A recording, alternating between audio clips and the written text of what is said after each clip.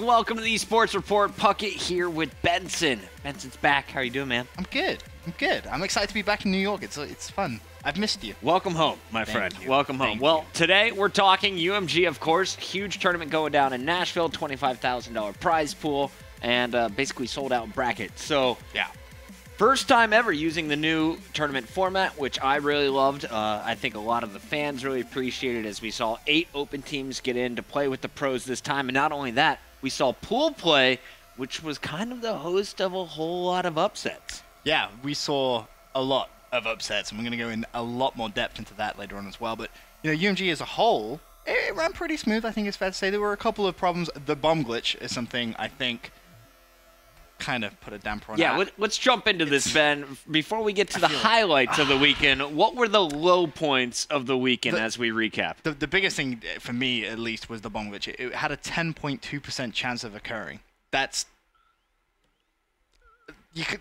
I mean, come on. And this is from our friends at COD_stats on Twitter. If you guys don't follow them, make sure you drop that follow. But they counted every single plant attempt that was caught on stream. That's the key. Caught on stream. We don't know how many times that happened off stream as well. You have to think about that in open bracket. It could have happened a lot more. So that's something which definitely needs to try and get fixed as quickly as possible. As well as that, the only other real downfall I could think of was the downtime. Yeah. Sometimes it got a little bit crazy, but then that was on the first couple of days, and then by Sunday, I think it kind of sorted itself out. A lot of people forget or don't really realize how difficult it is to throw on a LAN event, how much equipment is inside those soundproof booths, and, of course, connecting to your production. So we definitely saw a rough Friday for UMG. I thought by the end of Sunday it was a bit more buttoned up, but overall, they could use a Pucketer or someone over there, the producer, to get things moving along. But aside from the downtime, I think where UMG made up for that lack of entertainment between matches, we definitely saw in the games. The games this weekend were incredible. Oh, yeah. So many Game 5, so many major upsets. And, Ben, we should probably start off by recapping the final placements. Let's just tell everyone what went down. Were you surprised to see FaZe in the grand finals versus Denial? I've been saying FaZe were going to win a championship since COD Champs, so... Yeah? You remember that? That was a different team. You realize that, right? It doesn't matter. That was JCap, replays, this whole time, classic. Doesn't matter. It was FaZe. You're talking FaZe Red back in the day. Yep. You're Good old cute. FaZe Red. You're cute. So Ben's trying to act smart. He's a liar. That's true. But let's go ahead and just show you the top 8, how we settled down. Huge matchup for that first place at the end of last evening. A $10,000 difference between first and second. FaZe was able to dethrone the reigning UMG champions, Denial. Denial, of course, coming from the winner's bracket. FaZe making their loser's bracket run after losing to Most Wanted, our number 3 squad in the semis. Yeah, they did really, really well to get 3rd place. 4th place, of course, Rise Nation. Then Team Envious in 5th. A little bit disappointing from them as well. Optic Gaming joined them there. 7th, Curse and Team Caliber. And yeah, that's pretty solid. Sort of top 8, but so many teams not there. Optic Nation, for example, Evil Geniuses as well. Some big names not breaking into that top 8. A bit surprising here, and I thought the biggest one was Optic Gaming, Envy, TK, and Curse all placing out of the prize money with Nation and Evil Geniuses. Not too surprised to see our top 4 squads there, with the exception of Rise Nation. I thought they had one of their best tournaments we've seen from them. Of course, they got top 8 at COD Champs. Everyone is going to give them credit for that. Other than that placement, never top 8, never in the limelight, never really getting an opportunity to showcase that they're not just an online team. They proved it this weekend, and they did it twice over Optic Gaming. Let's go ahead and compare the final top 8, though, to my predictions. Of course, Kingdom Soldier and I did some predictions. This is how awful my bracket was. I had Denial going first. They were in the final, so I'll give you that. That one felt pretty good about. Yeah. Envy I had second. I had them losing to Denial in the winner's bracket. They didn't even get to the winner's bracket as they bombed out of their pool. FaZe, pretty proud of this one. I called them to finish top 3. People were saying I'm crazy, I'm stupid, I'm the dumbest person for not having Optic Gaming or Optic Nation there. EG, I had top 4. That was my big bust with Optic Nation. Too much confidence in both of those squads. I thought EG had a lot to prove in their final Call of Duty Ghost tournament. They didn't show up. We'll get to the details of what went wrong for them a little bit later. Nation also bombing out. They made it to the top 16, but Aware Gaming is the team that upset them. Most Wanted, I had in my top 5. Had in my top 5. They finished 3rd. I'll give you that. Optic Gaming, I thought would finish 7th. They finished higher at 5th. And Rise Nation, I also had going out in the round of 8. They finished top 4. Pretty decent predictions. I can't bully you too much. Just 2 of them in the top 16, but I think a lot more people than just me had Nation and EG finishing higher than they did. Without doubt. There's actually an interesting statistic that we were talking about earlier on, which I have to give credit to FizzUp for figuring this out. The past 5 events, the team that has won has gone on to place 2nd, and then the event after that has fallen completely off and not placed at all in the top 5. So, kind of a crazy little thing. I sat there and I thought about it. I was like, yeah. Do you get lazy? What happens? What causes that drop-off? It was so used to EG winning everything, and then that's kind of stopped now, and we're having a wide variety of different teams coming out. And as well as that, I believe there's some FaZe curse, which is happening from when players from FaZe all left and they've all won a championship now, and it's basically just down to Most Wanted to pick up a championship. So when we do predictions, Most Wanted, they're winning Season 3 finals. All right. Well, just because of some voodoo. Voodoo. I like that. All right, guys, let's get into the UMG bracket overall and kicking things off with our surprise upsets of the weekend. First shout out I want to give goes to Aware Gaming. Now, I thought they were going to get out of their pool, potentially even win their pool after seeing them dominate the open bracket. They went undefeated in the open bracket, and they matched up against teams like Team Caliber and FaZe and Salvo there in Group D. They made quick work of Salvo, looking very strong throughout their pool. When it came to the bracket, though, they had to face off against Nation for top 12. This was the round of 16 battle. Dominated Nation in that quick 3-0. Crazy. I would never have said that would have happened. I mean, obviously, there's Nation on your screen, Embo's, Killer, Miracles, and Ricky. You know, good up against a team like Aware. No disrespect to Aware, but you're always going to favor Nation in that battle. Oh, really. yeah, this is the first time that Methods, TCM, Baker, and Jump are playing together. And they managed to take out Optic Nation, who, you know, have looked really, really good. So they're going to need to try and recover themselves come Columbus, because that's pretty poor, and they're definitely not going to want to end on a bad note. Now, Aware did get knocked out in that following round in the round of 12. They had very stiff opponents. Will, when you can, send that bracket in. You forgot to do that. Moving on, though, let's go to our next team in our impressive performances, the surprise upsets. Rise Nation, I think, deserves a lot of credit for winning the group of death. EG, Optic Gaming, they came in there and win the 3-way tie. Yeah, I didn't see that coming at all, I'll be honest with you. But it just emphasizes, you know, they've been playing very, very well throughout the season. And they come to the first event and they play just as well. As you said, they win the pool of death. Absolutely unbelievable stuff. You know, they beat both Optic Gaming and Stunner. They lost game 5 to EG, of course, but still, Rise doing very, very well for themselves. You know, I think Attach was my favorite player to watch all weekend. Really? Just how fast his gameplay is. I thought Pac-Man really showed up. I tweeted it. I believe it was Friday night. I said, if Pac-Man keeps playing like this, or I hope Pac-Man keeps playing like this, because Rise is looking to impress. You can see they made it out of their bracket. Then they fell to Denial, who went on to make it to the grand finals before falling to FaZe there. But Rise Nation, you know, they really showed up after beating Optic Gaming in pool play. They also ran into them during bracket play. Another very close series going back and forth. I know Rise Nation got a lot of hate for eliminating Optic in that game number 5, but Nation showed that they can come to play, they can hang, and that it matched up pretty well against that OG lineup. Gotta give credit to Wheats' hat. I love it. I personally think you can pull that off. I was a little bit curious of Wheats' choice of wardrobe this weekend. That hat, just one piece. I think it's awesome. I was like, are you wearing pajama pants? Are those real pants? That he had a very similar pattern to that hat on his legs Friday night. But yeah, I thought Nation definitely deserves a lot of credit. A team to look out for coming into our Season 3 playoffs. They got the number 2 seed through Season 3 online play. Yep. Now they've proven they can get a top 4 placement on land. Can they do it again at the Season 3 playoffs on October 24th? Big questions to be asked, really. But just going back to Rise real quick, it's worth mentioning they beat Optic Gaming twice. Yep. Twice. That's something which is... I don't know. When I saw them beat them the first time, I was like, okay, cool. But then they did it again. I was like, oh, okay, this is a team which you really need to watch out for, because I don't think they get enough credit from the community. It's a team which has kind of been like, oh, Rise, they'll do okay. But as you mentioned, they have some fantastic players on the team, and to be honest, come Season 3 finals, I really think they could do very, very well. So, Rise Nation, top 4, big upset there. The next squad, I think that deserves to be highlighted is Most Wanted. Yep. 1 place above Rise, finishing in the top 3 after beating FaZe, the eventual tournament champions, in the winners bracket. Yeah, they did really, really well, especially, as you said, shutting down FaZe, the team that ultimately won it. Watch out for these guys as well, because Most Wanted, I think they went there with a massive point to prove. They wanted to prove that they were a very dominant team and that they could play against the best, and they managed to do that. And a fantastic placement for those guys placing third. It's lovely to see Spacely, Huddle, Slacked, and Classic getting good results once again. And it's their second UMG tournament in the top 5. Spacely, Slacked, Huddle, and Classic just showed that they're one of those teams that can absolutely slay. And I think that was the difference when they matched up against Optic Nation. Most Wanted went on to go and win that pool.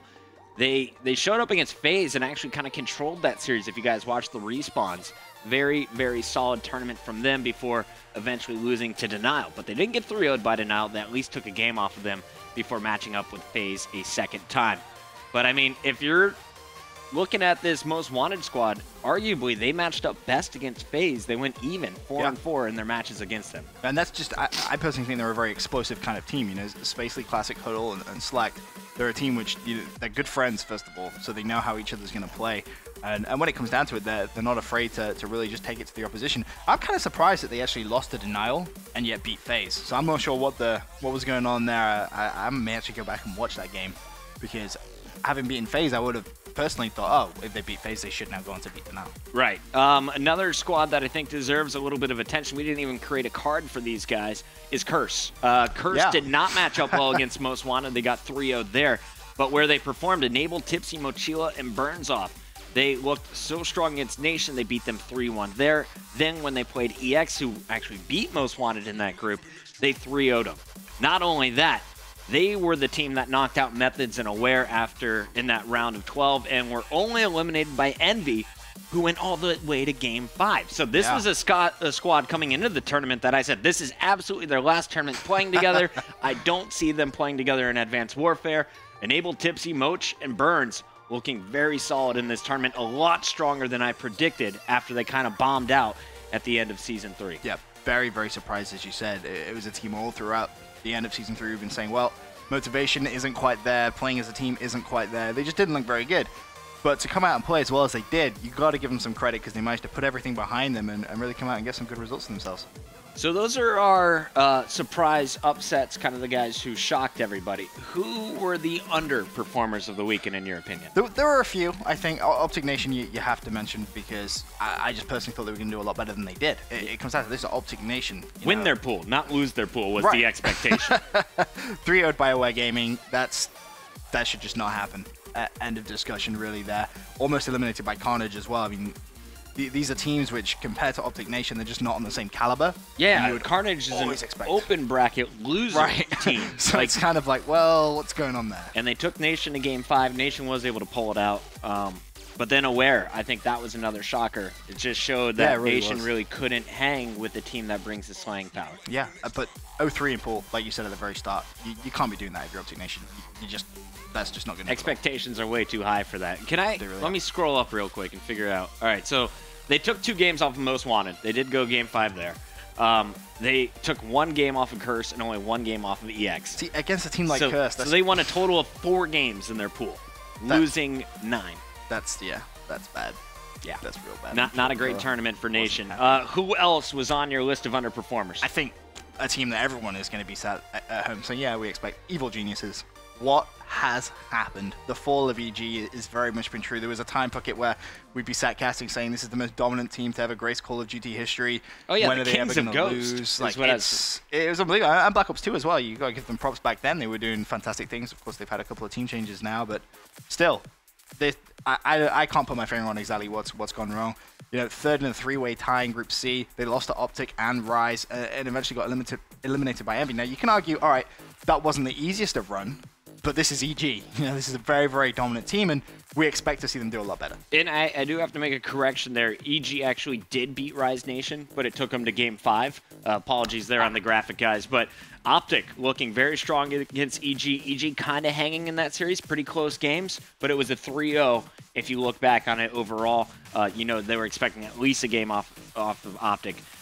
They did beat Rise, and the real issue for them was going to Game 5 against Stunner. And I think Stunner is another team that up-and-coming young guys, TP, Aches, Krim, and Dito, just didn't have that flair, that flash, that dominance that we've come to expect from Evil Geniuses. And we kind of see it, a lot of blame put on Dito right now. And Ben, I don't know if it is necessarily fair to put it on Dito or just kind of compare of what they're lacking after losing Karma. That's the big thing. I saw Dito himself actually tweet saying that he knew this was going to be a problem. He knew being picked up as the 4th, if anything happened, if they didn't play well, he was going to be the one to blame.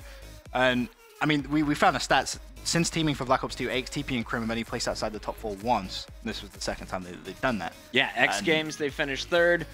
Top 4, though. They've still played. I think it was G3. Right? G3 was the first time that we were all kind of shocked. So, kind of interesting to note that. But then, in terms of what you were saying about the Dito and Karma situation, we actually tried to find out how the team has been playing. Yeah. Without Karma and with Dito. So not necessarily the direct impact that those players have themselves, but how the team is doing. And we took statistics from MLG Anaheim thinking that would probably be the fairest. Yeah, closest to UMG, Nashville. In terms of the competition and everything. And we figured Aches with a 1.04 KD at MLG Anaheim. At Nashville, 0.93. So you can see it's dropped there. Crim, 1.18 at Anaheim. And it was a 1.11 at Nashville. So not the massive decrease, but then TP, 0.97 for Anaheim and 0.87 at Nashville. So you can see the team not slaying as well with Dito as opposed to with Karma. Is kind of what you expect. 0.1 for Aches and TP, and then about 0.07 for Crim 6. But overall, the slaying was lacking as a team. I don't think it's fair to really just pin this on Dito, because I think the team as a whole not performing as well, but it actually gets even bigger if you compare that to Call of Duty Championships. That was the tournament which I said EG were by far on their best. The fluctuations go from 0.1 to around 0.4s. I mean, okay, they weren't playing against the same caliber sort of teams, but still, the stats really, really do look bad if you look back towards COD Champs. Ben and I actually had a graphic prepared, and I told him to throw it out because it was COD Champs versus UMG Nashville, and the difference was just staggering. But I reminded Ben, at COD Champs, you had some international teams. It's true.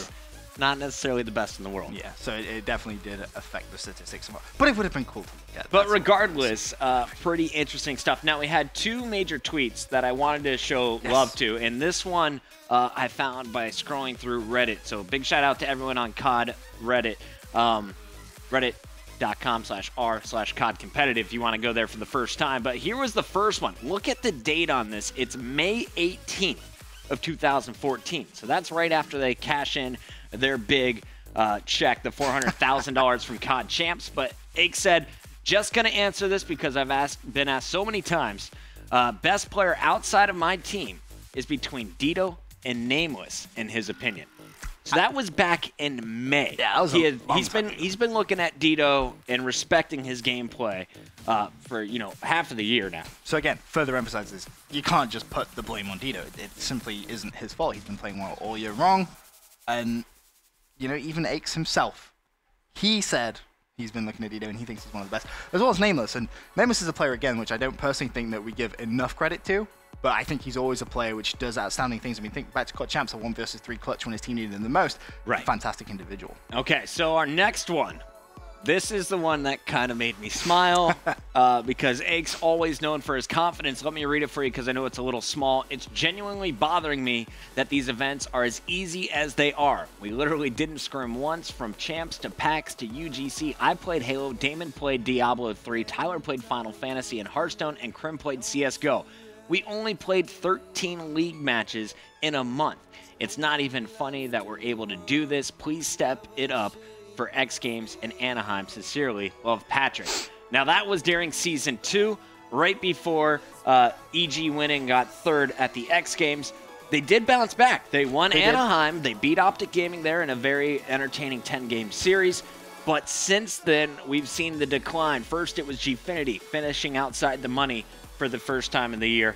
Then they bomb outside of the top 8, falling into the top 16 here at UMG Nashville. It's just getting worse and worse for EG. It really is. And I'm sat there at my desk thinking, all right, how can EG turn it around? What do they need to do? They've got a fantastic team because, all right, I would say Karma is a better player than Dito. Of course, this is a 2-time world champion. Right. But still, Dito's a great, great player. He's proven this season and all year long that he can definitely hang with the best. what do they need to do? I honestly can't figure it out. Whether it's just team morale, whether they need to get themselves back into that team spirit, because it kind of seems now that players are getting a little bit stressed out with each other. A couple of arguments seem to sort of surface up a little bit. So if I'm UMG, just take some time before Advanced Warfare comes out and try and get your heads back in the game. All right, well, we had 2 other teams that disappointed us. We'll give you the lowdown on both of them when we return from this commercial break.